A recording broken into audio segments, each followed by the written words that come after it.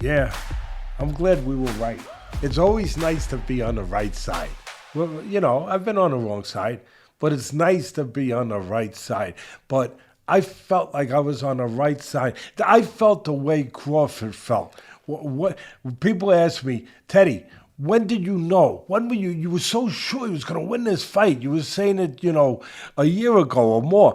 When did you know that he was going to win this fight? That there was no one else. You said nobody can win this fight. Only one guy, and he's going to win it convincingly, easily.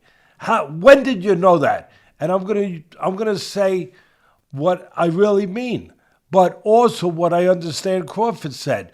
But I said it myself before. I knew when he signed the contract. when he signed the contract, I knew that Canelo was making a mistake. That he had no idea, like he didn't have an idea what Beaver was. He had no idea. And unfortunately, the judges did the same thing they did in the Beaver fight. They scared the crap out of us. They made us realize they were going to rob him if he didn't destroy him, if he didn't dominate. Dominate! I mean, are you kidding me? He dominated. I'm going to be nice, and I'm going to give Canelo 2 rounds. 2 rounds. And I'm being nice. I'm not being a wise guy. I'm being honest. I'm being a professional. He won maybe. And if you want to make it a shutout, I wouldn't say you were crazy. Because I don't think I'm crazy. Just a little bit angry sometimes. Because of my sport that I love. That if he doesn't dominate the way he did, they're going to give it to Canelo? The way that one judge tried to make it a close fight against Mayweather many years ago? Are you kidding? The way the Beaver people... In the Beaver fight, I thought Beaver won 10 rounds. They they tried to do the same thing. 115, 113? Are you kidding me? Maybe they just don't understand math. Maybe they think that I want to give people the benefit of the doubt. Maybe they think 115 is 119. Maybe, it's different kinds of, numeral. The way they came up with the numerals with the math. Maybe that's what it is. Maybe I don't know. And I know you were sitting up top of your vantage point viewing the fight, doing the ESPN work. I was sitting ringside, and from a different viewpoint, I saw the same thing. I saw maybe 3 rounds I would have gave Canelo, maybe 3. 9 rounds to 3 is the way I saw it. But anyway, you nailed it. You slam dunked it.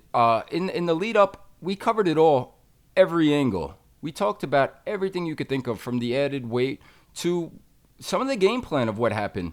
We said that Canelo struggles in the past with southpaws, whether it was Billy Joe Saunders before the stoppage, whether it was Lara back in the day, whether it was even Ryder going the distance.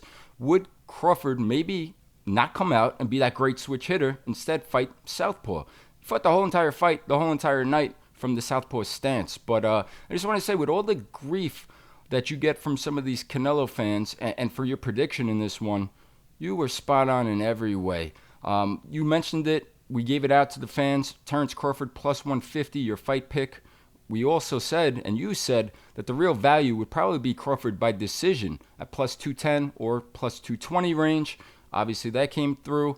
So we want you guys to go check it out. It's theropes.circle.so. It's Teddy's platform on Circle. We're going to insert a couple previews there. If you go back and you look, full transparency, all the picks will still be there. You will see a video from Teddy breaking down his pick previews and predictions, but as well as a in detail typed up report, scout and evaluation with Teddy's analysis and handicapping, and it was so on point. People should go, please check it out, review it. It's definitely worth your time. The insight is unbelievable, and we're going to get to more of it later. It wasn't just this fight. We'll touch on Inoue some more, but that was another one. The monster who knocks everybody out by decision at plus 320. That hit as well. So anyway, we'll cover more of that as we go, like I said, but let's get into it. Let's recap it. Just want to get your thoughts right away. Crawford Canelo. I told Stephen A. Smith, I did a segment with him. A lot of people saw it the day before. And, I said, I like Crawford. I like Crawford, like I said, when his contract was signed, when it was, and then he was a bigger favorite. He was a bigger underdog. He was a bigger underdog. He was 2-1 at one point, if I remember That's correct, correctly. and it closed at closer to plus 135, plus 140. Yeah. Once people knew who I was picking. I'm kidding. I'm kidding. But I was telling Stephen A. Smith, he said, Teddy, why do you like him so much? I said, why do you like 3D TV more than regular TV? Because it's 3D! Because it's got more dimensions to it. Why do you like digital better than Betamax? I still use Betamax. I gotta tell you, I still got a fax machine, Rich. I do. I got a fax machine. I'm old fashioned. What are you gonna do? But you remember VHS, VHR, whatever it's called, right? All that stuff. Betamax, and then it went to digital. I was the last guy at ESPN, the whole campus, that still got sent VCR tapes. They had to send them to me. I had a cassette player. I put them in. I didn't know how to do digital, but digital, it's the way to go, babe. It's the way of the future. It's faster. It's quicker, right? You got all the stuff in the air, going through the air. That's Crawford. I said to Stephen A., I said, Canelo's a nice, solid guy. He went nuts. Solid! He goes, Teddy, he's Canelo. I said, he's a solid guy. His technique, his basics are solid. His fundamentals are solid. He's strong. He's physical. He's moved up and become, solid at a heavier weight than when he started in his career. He's grown into. He's got great experience. All of that. He's a good, solid guy. I'm not knocking him. In the old days, that was the greatest compliment that the people in my business could give you. Guy's a solid guy. He can fit in with anyone. He knows how to fight. He's a solid guy. But he's not digital. There's only a few guys that are digital. What do I mean by that? He's not Crawford. What do I mean by that? Where does it separate? Instincts, eyes, calmness, the mind wonders. I know the body wondered. I saw the combinations. Canelo's throwing one at a time, and Crawford's hitting him with 3, 4, 5 shots. He put them together. He's controlling the range. Yes, he had the reach advantage. Yes, he used it. He used the jab. He controlled the reach. But it's more than that. It's the mind at work. He's more advanced. He sees things. He's calm in an uncommon environment, calmer than most. So calm he'll see things others don't see. Just a millisecond. I was explaining this to Stephen A. the day before. Just a millisecond before someone else sees it, he sees it. And he's got the mental control, the confidence, the supreme confidence Customado talked about. He said he only saw 2 fighters with that. Teddy, I only saw 2 fighters with supreme confidence. Sugar Ray Robinson, greatest fighter of all time, and Muhammad Ali, where they don't believe you can beat him. That's Crawford. All of that together, mixed together, makes a perfect cocktail of supremeness, of greatness, of another level, of digital. And that's what he sees things, he reacts to it. He sees a twitch. He sees a twitch he just sees a twitch in your shoulder before you're about to throw. Boom, he moves off to the side. Because you're contracting before, whether you want to show it or not, before you throw a punch, your muscle contracts. Very few people would ever be that calm. Ted Williams I don't know if it's true, but the great Ted Williams, maybe the greatest hitter in baseball history, last guy to hit 400, I believe he was. I don't know if Olegode hit 400. I'm not sure. But I think John Oliver just missed hitting 400. yeah, I'm yeah. not positive on that, but Well, Ted Williams, a lot of people think he was the greatest. And he missed 5 years in the Army, in the Air Force, during the war, which was what they did back in those days. They got drafted. They went into the war. They volunteered to go into the war. So this special hitter, as I say it again, maybe the greatest of all time. He used to talk about that they would say, how do you have an advantage over everyone else? He said, I see the rotation of the ball. Well, the ball's coming 90 miles an hour, Ted. I know that. I understand. I see the rotation of the ball. By the rotation of the ball, I know if it's a fastball or a curveball. You see that? Yes. And by the way, he did have great eyes. He was one of the greatest fighter pilots of all time. Do Google, people. Google. Not Google. Google. Google. And you'll see he was maybe the greatest fighter pilot of all time, and maybe the greatest fly fisherman of all time. Takes reflexes to be a fly fisherman. Takes good eyes. Takes being calm. So that's what Crawford, that's what I want you people, I want to share that with you. The ones that don't understand. Just thinks that he outspeeded him. He out athletic. He was more athletic. Yeah, but it wasn't that. It was this. It was what I'm trying to explain to you here. That he knew. He said it. What did you know you had him? Third round, fourth, fifth, sixth, when I signed the contract. I have them all when I signed the contract. Because nobody can beat me. Because I know what I am. I know what I'm willing to do. I know where I'm willing to go. I know where I live. He lives in that kind of atmosphere, that kind of environment, that kind of world. Where again, yeah, he's quick. Yeah, he's smart. Yeah, he's fundamentally solid. His people do a great job. But Canelo's fundamentally solid. He's strong. He's all those things too. And I know he's not as athletic, he's not as fast, but you can use timing to beat speed. We've seen it with great fighters, but you can't do it against a great because he's one step ahead of you. When I went and did all my hits for ESPN afterwards, they said, well, Ted, what do you think? I said, what do I think?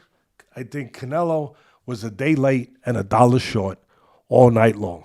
And that's the easiest way to put it, the simplest way. So just to finish on that, Bud, and then I want you to, of course, follow up, but just because I could go on forever, because this is my domain.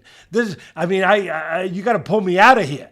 Because when I see somebody who can truly epitomize the sweet science, show you really the purity of the sweet science, I don't want to let go. I want to stay and talk about that guy until freaking the birds come out in the morning, until the sun goes down. Because I want people to appreciate it. That it isn't just about how quick your jab is, how good your footwork is. And all those things were great. But it's about him being able to see something other people don't see and to believe in himself and stay calm that I can stay right there. I can stay right there. Even when the fight went later, when he went into the trenches where he sat in a pocket. Even that, Canelo in his own game, he went and sat in a pocket. And he still was calm enough, defensively responsible, beat him to the punch. But the belief system, the eyes, to be able to catch him before he would throw his punch. And to know that he could do it, to have that kind of mental stability. Go ahead, bud. I know you're dying to get in there. No, I was just enjoying listening to you because on point all night. After, before, you touched on the recap, ESPN afterwards with Brett Okamoto and Tim Bradley. And if some of you viewers out there didn't see it, you should go back and take a look at it. You guys were electric. The passion, It was awesome, but your analogy stood out to me and it was so on point. You said that Canelo, to get where he had to be, he had to get inside, got to go close, and to do that, he had to go through a bad neighborhood. And Terence Crawford mugged him all night long. And that's exactly what happened. And I thought that analogy was so on point, so clear. And also, talked about before the fight how many advantages that Crawford did have, right? And they were glaring. Canelo, you touched on, slower feet. He was a much slower man. The speed advantages, the quicks, the reflexes. But how about the size? And you just touched on it. Crawford was the bigger man. To me, on the outside, 5-inch reach advantage, glaring advantage, and he used it. Stuck that jab out, controlled range. But as you said, maybe it surprised a lot of fans out there watching the fight, especially backers of Canelo. He was the better fighter inside. I liked when he stayed calm and in the pocket with the shorter punches and the uppercut. He was safe in there. He was strong in the clinches. He looked like he had every single advantage, like you kind of laid out right before this fight began. And listen, you set me up perfect there. Because you just mentioned a whole bunch of things. I'm going to use an analogy.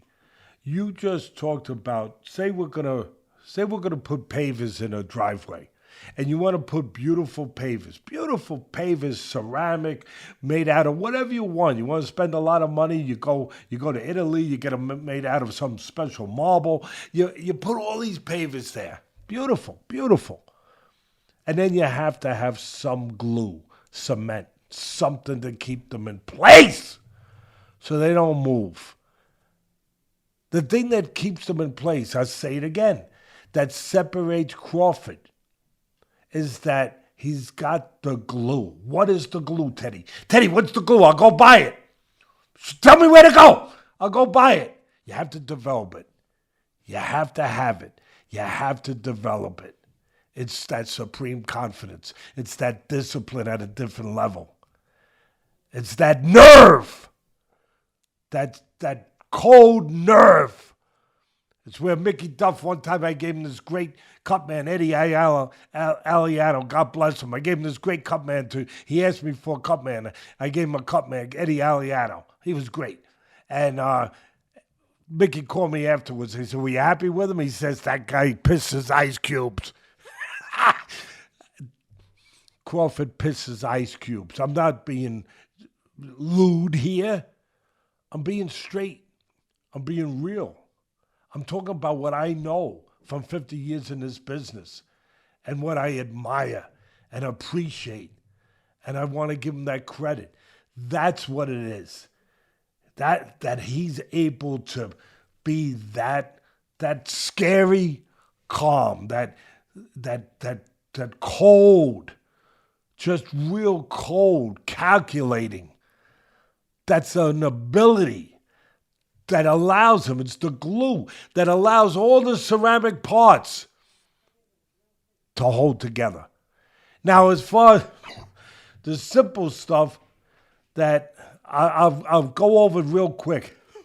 Yeah, everyone was talking about the stuff that's easy for people to digest, the real, the measurables, like you would do in the NFL, but when you were scouting, the measurables. And you always told me they're important, but that's not what necessarily plays on a football field. You want a guy who's a football player. You want to look at the film and see a guy who's always around the ball. He's not the fastest guy, he's not the biggest guy, but he's always, whenever there's a fumble, whenever there's an interception, he's right there. Why? How?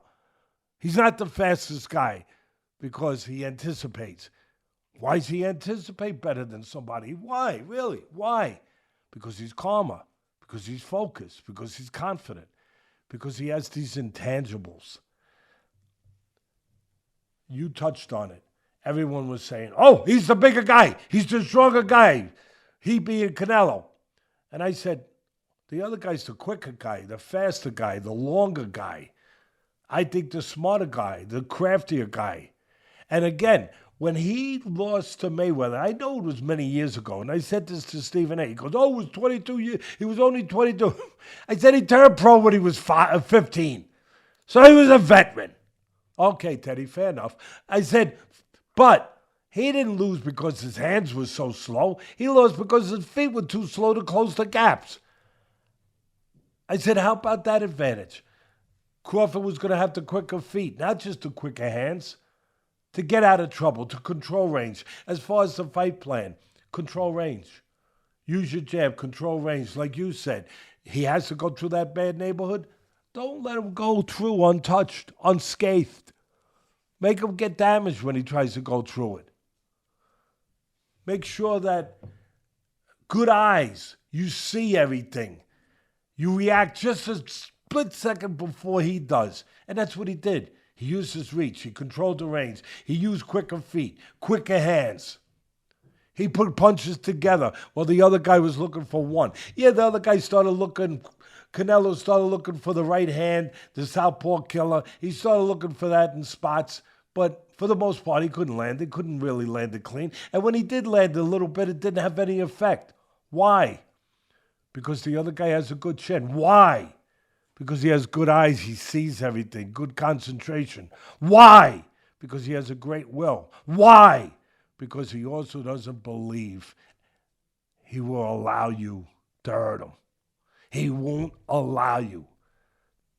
And that is a talent. That is something that's formulated, that's developed, that a lot of people don't understand. So at the end of the day, I'm not knocking Canelo. Terrific, solid guy. I always thought he was a little overrated, all right? I know the fans always went nuts. They always came after me. Canelo put something out there that he didn't like me because I didn't say you're not a terrific fighter. I didn't say that. I'm just saying that from the great, great, great country you come from, with the great Mexican, with the great history of fighters, you're not the greatest Mexican fighter. I mean, you're real good, you're solid, you made more money than anyone, and you're a real good, solid guy. But I never thought you were quite what the people that loved you because you're around when they're around, because they want the best to be around when they're around. I was around when the best was around. So they go, oh, fine, but inform yourself of who was the other best when you weren't around. Inform yourself before you say that. And then you could say it. And I was informed. So that's why I said it. And again, I'm not knocking the guy. I know the fans will be going, I'm not knocking him at all. Good, solid, smart guy, made a lot of money. Crawford, he's Crawford. Crawford is Crawford. That breakdown was special. And you know, Crawford likes cinnamon too. I like cinnamon on my oatmeal. You know, and Crawford apparently likes cinnamon. Yeah. And again, people really go nuts over that part too, of the closing part. Okay, go ahead. Have at me. I don't want to close it just yet. I just want to piggyback off of some of these points you made, because there were some great points. And I thought sitting there ringside, one of the big differences was you just nailed it too. One shot at a time from Canelo. It was one hook. It was one punch at a time, where Crawford was coming in combinations. Sitting there ringside, you could hear a lot of people saying, man, Crawford is so calm. Look at his instincts. Look at his eyes. They were saying that. I could hear, how calm is he in there? And I just thought about what you always said and what you just said now. But to go deeper than that, you always talk about being forged in the fire. This is a man who was shot in the head. He was forged in the fire, all right. And I think that just carries over to when he's in the ring, of how calm he is and what he's overcome in his life to get to that place. That this is a walk in the park compared to what he's been through in his life. I'm going to take it further. I'm so glad you brought that up. See, that's what makes this special, having you here. Really, not me, you. Because otherwise, this doesn't get brought out and this doesn't get debated. This doesn't get brought to the surface. Yeah, he was in his car, younger at his age, in his car, just finished playing craps, I believe, outside somewhere. Obviously a tough area. He's in his car, counting his money, you know, not doing nothing wrong. I mean, but he's around that crowd. He's in that kind of atmosphere, that kind of environment was not the right environment, obviously, if he was going to go on to become what he became. So he made a choice, and God might have helped him make that choice. Fate, destiny, whatever you want to call it, circumstances, life. but helped him make that decision. But credit to him, he made the decision after that. But a guy came up to him as he's in a car and put a gun towards his head, pulled the trigger, went through the glass, and hit him in the head, but it didn't kill him. It was a miracle. If you believe in such things, I do. It was a miracle. But here's where I say I take it further. I believe two things. One is that he's grateful and he's in his own private way of understanding, and it put him in a new trajectory of life, of commitment to his sport. It made him much more serious, made him much more committed, and much more understanding that life might be given to you, but you have to live it the right way. You have to live it the right way. It's your responsibility to live it the right way. It ain't just going to happen. And I think that he took that from it. But there's one other thing, Bud, and I'm so glad you brought it up. Oh, my God. I believe that he connects that God let him live for a reason. When you believe that, whether it's true or not, it don't matter. When you believe that God left you here for a reason, you are powerful. You are different. You are really almost impervious to the kinds of things that break other people down, that scare other people, that erode other people when they're in the pressure chamber. Because you believe that God prepared you for this, put you there for this, wants you there for this. You believe that. And how the heck can you get beat when you got God on your side? You can't. You can't. And I don't want people to go nuts and say, Teddy, you're invoking. No, I'm invoking what is right there to invoke. Really. That when that happened, he believed that he was spared. He was chosen. And when you believe that, and you take that in this case, he's a fighter, you take that into the ring with you, you feel like you're going in there with something that someone else don't have. That's deep. That's powerful stuff. And I think that's where you're the best, and we go to a different layer. We go below the surface. I don't know if we get that elsewhere, that kind of conversation and talk. I want to say one more thing, buddy. And I'm not trying to put salt in the wounds. I am, but you know me. I'm not a bad guy. You know, really. I don't try to put salt in the wounds of the great Mexican fans, and they are great. But I think, and again, it's my judgment, I think that if Crawford, which would have probably been reckless, but if he would have pushed it a little more the last couple rounds, I think there's a chance Canelo quits. I know people going nuts right now. I know it. You're not hearing this anywhere else. Nowhere else. By the way, you got Athletic Greens, so I'm pumped up.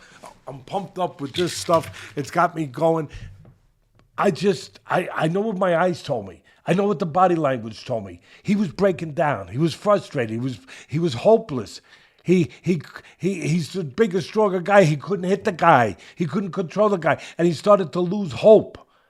And he felt like he was maybe even getting embarrassed. Whatever. But he was breaking down. I feel that if Crawford pushed it a little more, I don't know. But it looked like he might have really went off the edge and just given up or something along those lines.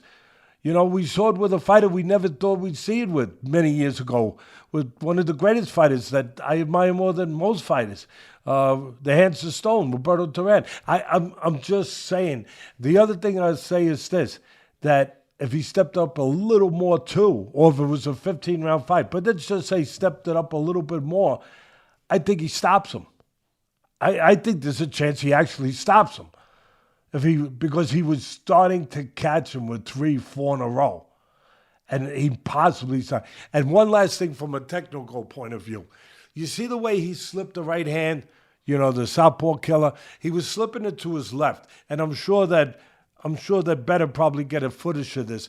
But when he threw the right hand, he saw it coming and he slipped to his left. That was the hope. That was the big hope of Canelo land that right hand or the left hook to the body, which he tried to land, but for the most part, the legs wouldn't allow him to because he couldn't get there fast enough, and Crawford's legs kept him out of range. So the right hand to the head, he slipped it, he being Crawford, but like this, to the left. The only thing he didn't do, he did the hard part. He made a miss. But like Cuss would say, he didn't do the fun part. He didn't come back with the left. And I was waiting. Me and Bradley, me and Timmy, I was waiting. And by the way, Terence, Timmy Bradley loves you. He was crying. Literally. Timmy's a special man. He was a special fighter. He's a special person. And he was crying. He was just so joyful for you. And happy that he was right too, that he believed in you. But he slipped to his left. He made the right hand miss. And I kept saying to Timmy, if he comes back with the left hand right there, whoop, bop, I think he drops him right there. But anyway, he dominated. And I don't hear nobody saying, I guess maybe you don't want to rain on a parade. You don't want to be a party pooper. But somebody got to say something. But am I wrong about the judges having it that close? Well, that's what I was just about to get into. And it's no surprise here. There's no shock. Go back on our channel here, and we did a segment on this. We have clips of it, right? We were concerned and said, if you are Team Crawford, you have to be concerned with the judges in this fight. And we singled one out, rightfully so, Tim Cheatham. And what I'm getting at here, and what I would be very concerned with, is if I'm a backer of Terence Crawford, I don't like this list that I saw that was announced. Tim Cheatham is one of the judges in this fight. Now, we've talked about Tim Cheatham a ton on this podcast, and not for good reasons, right? We talked about his 115-113 scorecard for Bivol versus Canelo. We've talked about some horrendous scorecards he's turned in from other fights. He did it again. I wasn't shocked. I was waiting for it. We knew it was coming. We told you guys a week ago. Yeah, no, you did. You you said it, and I'll say one last thing on that. How do you put a guy back time and time again to judge when he gives you and shows that kind of track record, and his name is Cheatham? Yeah, and his name is Cheatham. He's telling you, he's warning you. Listen, guys, I cheat him. I cheat him.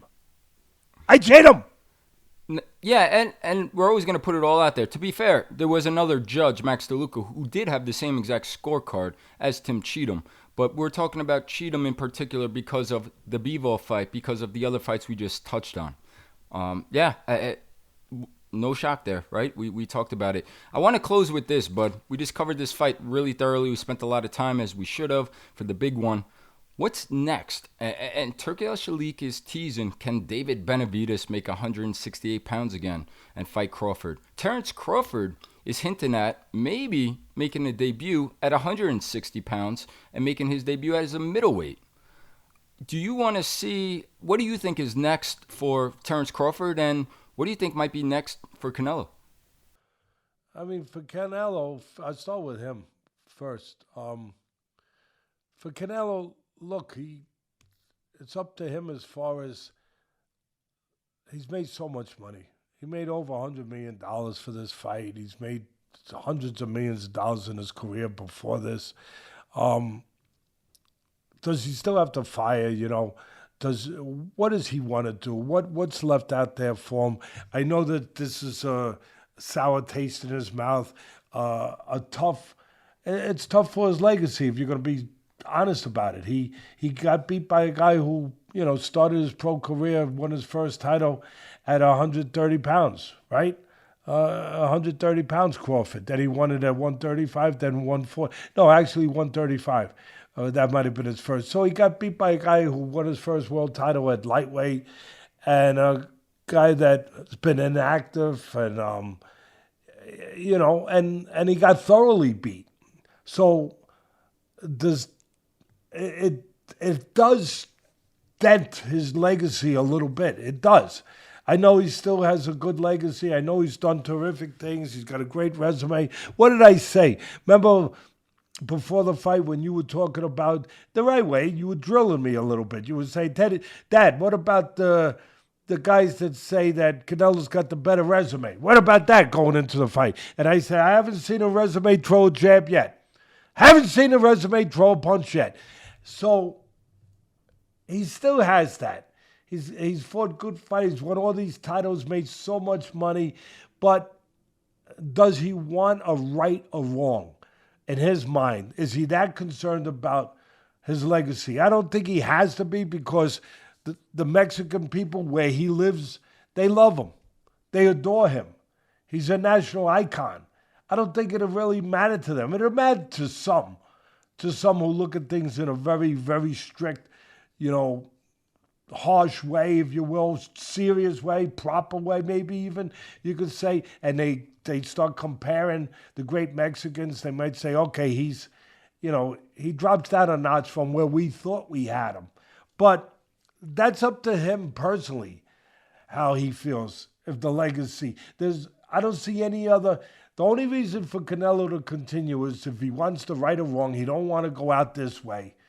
And he looks to fight a fight that can put him back on a willing track and undo what was done by the Crawford fight, if that's possible. And I don't know if it is. As far as Crawford goes, hey, the world is him. The world is his, and whatever he chooses, he's earned it. He is the man right now. He's the top gun. I know you got him, Inoue, and Usyk. They all belong in those three. But Crawford probably just put himself on the top of the hill, top of the mountain, and he's just, to the victor goes the spoils, baby. He gets to choose. He's special. He showed that. Now he gets to choose. He wants to go down. He doesn't want to stay up there. He wants to go down to 160. That I always worry when you put that much muscle on, Bud, to come back down, because it's hard to lose muscle. But he's smart, and his people are so smart. And by the way, they deserve credit. What a game plan. They deserve credit. They always have a good game plan, Bo Mack and his crew, always. But at the end of the day, he's smart. He's not going down too far. He's going down 8 pounds. He could do that and still not hurt himself physically. So it's purely up to him. I mean, now we're getting nuts. We're getting drunk with what he's done, his specialness, where we want him to fight Benavidez. We're getting, like, before everybody was saying, oh my God, let me close my eyes. I'm afraid what I'm going to see is going to get hurt with the big Canelo. And now we're saying, oh, let him fight Benavidez. Think about it. That's what makes him so great. Let him fight Benavidez. Next thing you'll be saying is, okay, let him fight Bivol. Or they'll be saying, okay, let him fight Usyk. Oh my God. Anyway, it's up to him. I won't put any limits on Bud Crawford. He's a special fighter. That was a special breakdown, and special guys get this kind of conversation. They're talking about Mayweather or Crawford. Who's the best, right? There's a lot of conversations that we could have, and we'll resume more of that in future episodes. But as you touched on the resumes, and you said it best before the fight, never seen a resume throw a jab. I do want to say this, because you have said in the past, and we said it earlier, you took a lot of grief for saying that Canelo wasn't the greatest Mexican fighter, or he was overrated. Well, talking about resumes, look at his resume. When he's fought elite fighters now, whether it's Terence Crawford, whether it's Dimitri Bivol, whether it's Floyd Mayweather, and I don't care what the outcomes were, or Triple G, because he definitely lost that first fight. He's come up short versus elite fighters on his resume. Yeah, I mean, no getting around it. And the last thing I'll ask you, but as you see me sitting here, do I look like I'm sitting a little differently? Do I look a little uncomfortable to you, or do I look normal? You always look great. To me, you always look great. Because I'm bulging out of my pockets with all the extra winnings you got from all these great picks. So we'll wrap it up with that for this segment of the fight of Canelo and Crawford. But again, I do hope you guys take a peek, go out there and look. Teddy gave out some gems. And it's not just fight picks, as he touched on earlier, on the ropes on the Circle platform. It's much more than that. It's having Teddy in your corner. It's for tactical tips. It's for evals. It's for professional one-on-one private coaching. There is so much more with this community than just picks, but the picks could add a couple bucks in your pocket.